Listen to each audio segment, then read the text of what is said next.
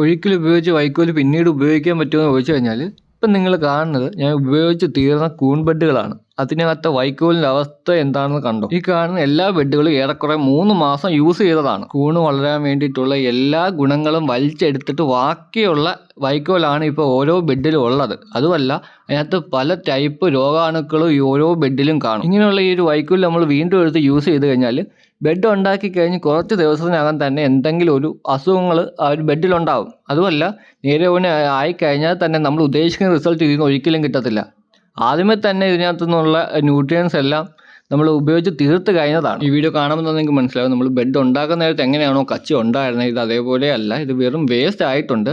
അതിൻ്റെ ആ ഒരു ഫുള്ള് സ്ട്രക്ചർ തന്നെ മാറിയിട്ടുണ്ട്. ഇപ്പം തുടങ്ങുമ്പം തന്നെ പൊടിഞ്ഞു പോകുന്ന രീതിയിലാണ് കച്ചി ഉള്ളത്. അപ്പോൾ ഈ ഒരു കച്ചി നമുക്ക് പുതിയൊരു കൂൺ ബെഡ് ഉണ്ടാക്കാൻ വേണ്ടി ഉപയോഗിക്കാൻ കൊള്ളത്തില്ല. അപ്പോൾ ഈ വീഡിയോ നിങ്ങൾക്ക് യൂസ്ഫുൾ ആയെന്ന് വിചാരിക്കുന്നു. യൂസ്ഫുൾ ആയിട്ടുണ്ടെങ്കിൽ ഉറപ്പായിട്ട് വീഡിയോ ലൈക്ക് ചെയ്യുക. അതുപോലെ തന്നെ നമ്മുടെ ചാനൽ ഒന്ന് സബ്സ്ക്രൈബ് ചെയ്ത് നമ്മളെ സപ്പോർട്ട് ചെയ്യുക.